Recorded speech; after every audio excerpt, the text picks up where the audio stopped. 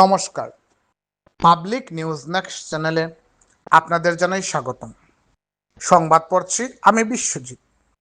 মুসলিম সম্প্রদায়ের কোরবানির ঈদের আর মাত্র দুদিন বাকি রয়েছে।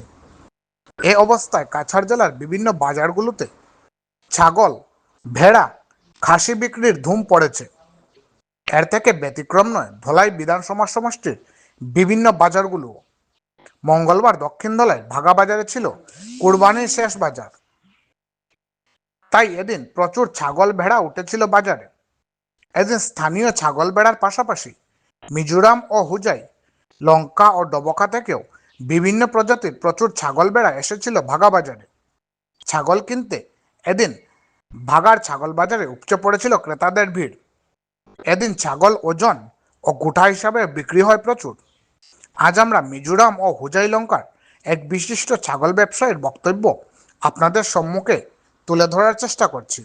তো চলুন এদিন ভাগা বাজারের কোরবানির শেষ ছাগল বাজারের কিছু মুহূর্ত দেখে নেই পাবলিক নিউজ নেক্সট চ্যানেলের ক্যামেরায়। ধন্যবাদ। চলের তো ভালো চলের যে আমরা মালটা মানে বিভিন্ন জায়গার থেকে মালটার ধরো মিজোরাম থেকেও মালটার, লঙ্কা, হুজাই, ডবকা অনেক অনেক জায়গার থেকে মানে আমরা মালটা আনি। আর খসি আছে, বকরি আছে, মানে 3-4টা কোয়ালিটি আছে মালটা, বেড়াও আছে। আমরা মালটা ওজনে বেশি আর এখানে বাগা বাজার উল্টা দিকে পশ্চিম সাইডে, গরু বাজারের পশ্চিম সাইডে ওজন করিয়া কিলো আছে। খসি আছে 700 টাকা আর বকরি আছে তোমার কিলো 400 টাকা। কিন্তু একবারে পাইকারি রেট লাগছে, যে কোনো টাইমে আইয়া পাইবা।